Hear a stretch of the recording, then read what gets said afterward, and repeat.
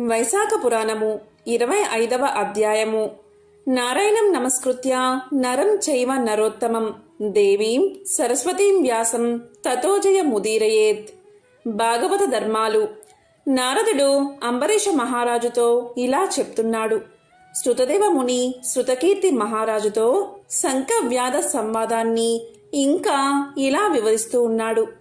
స్వామి బ్రహ్మజ్ఞాని, ప్రభువైన శ్రీహరిచే సృష్టించబడిన కోట్ల కొలదిగా వేల కొలదిగా ఉన్న జీవులు విభిన్న కర్మలు బహుమార్గాలు కలవై విభిన్న స్వభావాలు కలిగి మిక్కిలి విభిన్నులై ఉన్నారు. దీనికి కారణమేమిటి? నాకు దీని గురించి వివరించండి అని అడిగాడు. అప్పుడు శంకుడు ఇలా పలికాడు. కిరాత విను. సత్వరజతమో గుణ త్రయమును అనుసరించి జీవులు ఏర్పడ్డాయి. రాజసులు రాజస కర్మలను, తామసులు తామస కర్మలను, సాత్వికులు సాత్విక కర్మలను చేస్తూ ఉంటారు. ఈ జీవులు తమ జీవనమున చేసిన కర్మలను బట్టి సత్వ రజ తమో గుణముల పాళ్ళు ఎక్కువ తక్కువ ఉంటాయి. అందువల్ల వారు ఎక్కువ కర్మకు ఎక్కువ ఫలాన్ని, తక్కువ కర్మకు తక్కువ ఫలాన్ని పుణ్య పాపాల రూపంలో సుఖ దుఃఖాలని పొందుతూ ఉన్నారు. ఈ జీవులు తాము చేసిన కర్మలను అనుసరించి ఒకప్పుడు దుఃఖాన్ని, మరొకప్పుడు సుఖాన్ని, ఇంకొకప్పుడు భయమైనాగు ఫలాన్ని పొందుతున్నారు. వీరు మాయకు లోబడి ఈ 3 గుణాలకు బద్దులై తాము చేసిన గుణకర్మలకు తగిన ఫలాన్ని పొందుతూ మాయకు లోబడి మరలా కర్మలను గుణానుకూలంగా చేయు తగిన ఫలితాన్ని పొందుతున్నారు.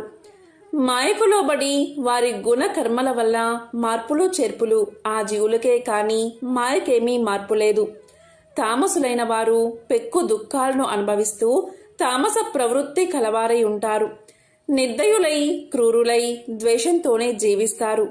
వారు రాక్షస జన్మ మొదలుకుని పిశాచ జన్మాంతముగా తామస మార్గాన్నే చేస్తూ ఉంటారు. రాజస ప్రవృత్తులు మిశ్రమ బుద్ధితో పుణ్య పాపాలను రెండింటినీ చేస్తూ ఉంటారు. పుణ్యము అధికంగా చేస్తే స్వర్గాన్ని, పాపం ఎక్కువగా చేస్తే నరకాన్ని పొందుతారు. కాబట్టి వీరు నిత్య జ్ఞానం లేనివారై మంద భాగ్యులై సంసార చక్రమున భ్రమిస్తూ ఉంటారు. సాత్వికులైన వారు ధర్మశీలురై దయాగుణ విశిష్టులై శ్రద్ధ కలిగిన వారై ఇతరులను చూసి అసూయ పడని వారై సాత్విక ప్రవృత్తిని ఆశ్రయిస్తారు. వీరు తేజస్సాలురై గుణత్రయ శక్తిని దాటి నిర్మలులై ఉత్తమ లోకాన్ని పొందుతారు. ఇందువల్ల శ్రీహరి సృష్టించిన జీవులు విభిన్న కర్మలు కలవారు, విభిన్న భావాలు కలవారు, విభిన్న విధములు కలవారు అవుతున్నారు. ప్రభువైన శ్రీహరి జీవుల గుణ కర్మలను అనుసరించి వారిచే ఆయా కర్మలను చేయిస్తూ ఉన్నాడు. జ్ఞానవంతుడు స్వరూపమును చేరి సమర్థుడు అవుతున్నాడు. సంపూర్ణ కాముకుడైన శ్రీహరికి భేదబుద్ధి దయా స్వభావం లేవు. సృష్టి స్థితి లయలను సమంగానే జీవుల గుణకర్మలను అనుసరించి చేయిస్తున్నాడు. కాబట్టి జీవులందరూ తాము చేసిన గుణకర్మలను అనుసరించే తగిన ఫలాన్ని, శుభములను అశుభములను, సుఖాన్ని దుఃఖాన్ని, మంచిని చెడును పొందుతున్నారు. తోటను నాటినవాడు అన్ని మొక్కలకు సమంగానే నీరు మున్నగు వానిచే సంరక్షణ చేసిన ఆ చెట్టు తన స్వభావానికి తగినట్లుగా ఎత్తుగాను, పొట్టిగాను, లావుగాను, సన్నంగాను వివిధ రీతిలో పెరుగుతుంది. అక్కడ నాటబడినది ముండ్ల చెట్టు అయితే ముండ్ల చెట్టు వస్తుంది, పండ్ల చెట్టు అయితే పండ్ల చెట్టు వస్తుంది. ఇక్కడ గమనించవలసిన విషయం ఇంకొకటి ఉంది. జీవి చేసిన కర్మలు చెడ్డవైతే అతని కర్మానుభవం వల్ల ముండ్ల చెట్టు విత్తనమవుతుంది. కర్మలు మంచివైతే అతని కర్మఫలము పండ్ల చెట్ట విత్తనమవుతుంది. భగవంతుని రక్షణం కూడా ఉంటుంది. కానీ మనం ముండ్ల చెట్టమా పండ్ల చెట్లమా అన్నది మన కర్మలను గుణాలను అనుసరించే ఉంటుంది. తోటకాపరి ఒకే కాలువ ద్వారా వానికి నీటిని పంపుతాడు. కానీ ఆ చెట్ల తీరు వేరుగా ఉండడానికి తోటకాపరి వాని గుణాలు కారణాలు కావు. ఆ చెట్లలోని లక్షణమే వాని వైవిధ్యానికి కారణం కదా అని శంకుడు వివరించాడు. అప్పుడు కిరాతుడు ఇలా పలికాడు. స్వామి, సంపూర్ణ జ్ఞాన సంపద కలవారికి సృష్టి స్థితి లయల్లో ఎప్పుడు ముక్తి కలుగునో చెప్పుము అని అడిగాడు. అప్పుడు శంకుడు ఇలా పలికాడు: 4000 యుగాలు బ్రహ్మకు పగలు, రాత్రి 4000 యుగాల కాలమే. ఇలాంటి ఒక రాత్రి, ఒక పగలు బ్రహ్మకు ఒక రోజు. ఇలాంటి 15 దినాలు ఒక పక్షం. ఇలాంటి 2 పక్షాలు ఒక మాసం. 2 మాసాలు ఒక ఋతువు. 3 ఋతువులు ఒక ఆయనము. 2 ఆయనాలు ఒక సంవత్సరం. ఇలాంటి సంవత్సరాలు దివ్యములు 100 అయితే దానిని బ్రహ్మకల్పము అంటారు. ఒక బ్రహ్మకల్పం ముగియగానే ప్రళయం ఏర్పడుతుంది అని వేద విధులు చెబుతారు. మానవులందరూ నశించినప్పుడు మానవ ప్రళయం బ్రహ్మమానమున ఒక దినము గడువుగా వచ్చిన ప్రళయం దిన ప్రళయం. బ్రహ్మమానమున 100 సంవత్సరాలు గడువుగా వచ్చింది బ్రహ్మ ప్రళయమని ప్రళయమును 3 విధాలుగా చెప్పారు. బ్రహ్మకు ఒక ముహూర్త కాలం గడిస్తే మనువునకు ప్రళయం అవుతుంది. ఇలాంటి ప్రళయాలు 14 గడిస్తే దీనిని దైనందిన ప్రళయము అంటారు. మన్వాంతరమున 3 లోకాలు మాత్రమే నశిస్తాయి. అందుచేతనములు మాత్రం నశించి అచేతనములకు లోకాలు నశించవు. జల పూర్ణములై ఉంటాయి. మన్వంతరం కాగానే చేతనములు తిరిగి జన్మిస్తాయి. దైనందిన ప్రళయమున స్థావర జంగమములన్నీ లోకంతో పాటు నశిస్తాయి. బ్రహ్మ నిద్రించగా సత్యలోకం తప్ప మిగిలిన లోకాలన్నీ నశిస్తాయి. ఆ లోకముల అధిపతులు లోకములు చేతనములు నశిస్తాయి. తత్వజ్ఞానం కల దేవతలు కొందరు మునులు సత్యలోకమున ఉన్నవారు దిన ప్రళయమున నశించక బ్రహ్మతో పాటు నిద్రిస్తారు. దినకల్పం పూర్తయ్యే వరకు ఆ జ్ఞానులు అలాగే నిద్రిస్తారు. రాత్రి గడవగానే మళ్లీ యథాప్రకారంగా జ్ఞానులకు మెలకువ వస్తుంది. బ్రహ్మ సృష్టి మరలా మన్వంతరాలు ప్రారంభమవుతాయి. ఋషులు దేవతలు పితృదేవతలు లోకాలు ధర్మాలు వర్ణాలు దేశములు శ్రీహరి అవతారాలను సృష్టించును. ఈ దేవతలు మునులు బ్రహ్మకల్పం ముగియ వరకు ఉంటారు. ఆయా రాసులయందున్న దేవతలు మునులు తమకు వివాహితములగు వేద ధర్మాల్ని అనుసరిస్తూ ఆయా గోత్రాలయందు జన్మించి తమ తమ నియమిత కర్మలను చేస్తూ ఉంటారు.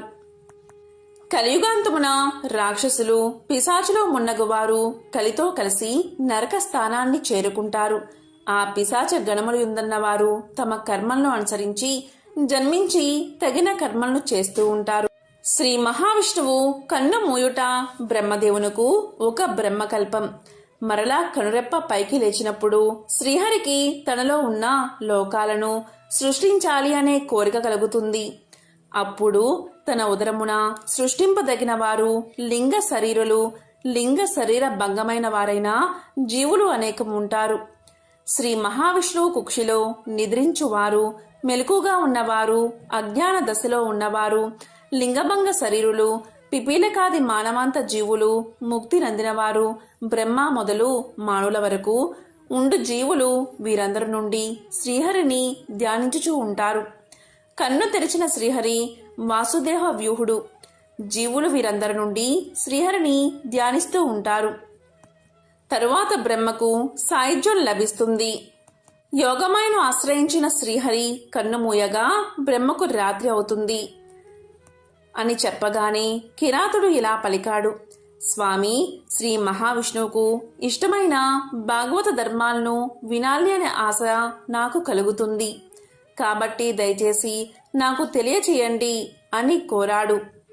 శ్రీ మహావిష్ణువును విడిచి మరొక దైవం, ఇట్టి వీరిని భాగవతులు అంటారు. ఎవరి చిత్తము విష్ణువు నందును, నాలుక శ్రీహరి నామోచ్చరణందును, హృదయం విష్ణు పాదాలయందు ఆసక్తిలై ఉంటుందో వారే భాగవతులు. సదాచారాలయందు ఆసక్తి కలిగి అందరికీ ఉపకారం చేస్తూ మమకారం లేనివారే భాగవతులు. విష్ణువుపై భక్తి కలిగి ఉందురో వారు భాగవతులు, భక్తులు. వేద శాస్త్రాలయందు చెప్పబడి శాశ్వతములై విష్ణు ప్రీతికరములైన ధర్మాలను ఆచరించేవారు భాగవతులు. అన్ని దేశాలయందు తిరుగుట, అందరి కర్మలను చూడడం, అన్ని ధర్మాలను వినడం, సుఖాలపై ఆసక్తి లేకుండా ఉండడం భాగవతుల లక్షణం. వైశాఖ ధర్మాలు ఆచరించు వారికి విశేష ఫలితాలు కలుగుతాయని శ్రీహరి లక్ష్మీదేవికి పాల సముద్రాన ఉన్నప్పుడు తెలియచేశాడు. బాటసారులకు మార్గాన నీడనిచ్చినట్టి మండపాలను, చలివేంద్రాలను ఏర్పాటు చేయడం, విసిన కర్రలతో విసరడం, ఉపచారాలు చెయ్యడం, గొడుగు, చెప్పులు, కర్పూరం, గంధం దానమివ్వడం, వైభవం ఉంటే వాపీకూప తటాకాలను తవ్వించడం, సాయంకాలమున పానాకాన్ని, పుష్పాలను ఇవ్వడం, తాంబూల దానం, ఆవుపాలు మొదలైన వాటిని ఇవ్వడం, ఉప్పు కలిపిన మజ్జిగను బాటసారులకు ఇవ్వడం, తలంటి పొయ్యడం, బ్రాహ్మణుల పాదాలను కడగడం, చాప, కంబలి, మంచము, గోవు మున్నగు వానిని ఇవ్వడం, తేనె కలిసిన నువ్వులను ఇవ్వడం ఇవన్నీ పాపాలను పోగొడతాయి. సాయంకాలమున చెరుకుగడ ఇవ్వడం, దోసపళ్లను ఇవ్వడం, పండ్ల రసాలను ఇవ్వడం, పితృదేవతలకు తర్పణం ఇవ్వడం ఇవి వైశాఖ ధర్మాలన్నీ ధర్మాల్లో ఉత్తములు. ప్రాతకాలమున స్నానం ఆచరించి వివాహితములకు సంధ్యావందనాలు ఆచరించి శ్రీహరిని పూజించి శ్రీహరి కథలను విని యథాశక్తి దానాలు చెయ్యాలి.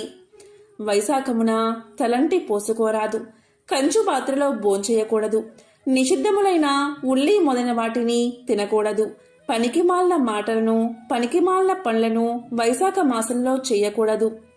ఈ విధంగా శ్రీహరి ప్రీతిని కోరి వైశాఖ మాసమంతా వ్రతాన్ని ఆచరించాలి. తాను ఆ మాసమున ప్రతిదినం పూజించిన లక్ష్మీనారాయణ ప్రతిమను వస్త్రాలతో, దక్షిణతో యథాశక్తి వైభవంగా బ్రాహ్మణుడికి దానమివ్వాలి. వైశాఖ బహుళ ద్వాదశి రోజు పెరుగు కలిపిన అన్నాన్ని, జల కలశాన్ని, తాంబూల దక్షిణాలను ఇచ్చి బ్రాహ్మణుణ్ణి సంతృప్తి పరిస్తే యమధర్మరాజు ఎంతో సంతోషిస్తాడు. వైశాఖ వ్రతాన్ని ఆచరించిన వారు మరణానంతమున సూర్యలోకాన్ని, శ్రీహరి లోకాన్ని చేరుకుంటారు అని శంఖముని కిరాతునకు వైశాఖ ధర్మాలను వివరిస్తూ ఉండగా 5 కొమ్మలు కల మర్రి చెట్టు నేలపై పడి అందరినీ ఆశ్చర్యపరిచింది. ఆ చెట్టు తొర్రల నుండి పెద్ద శరీరం కల భయంకర సర్పం బయటకు వచ్చి సర్ప రూపాన్ని వదిలి ఆ మునికి తల వంచి నమస్కారం చేసి నుంచుని ఉంది అని శృతదేవుడు శృతకీర్తి మహారాజుకు తెలియచేశాడు. ఈ విషయాన్ని నారదుడు అంబరీషుడికి తెలియచేశాడు. వైశాఖ పురాణము 25వ అధ్యాయము సంపూర్ణం.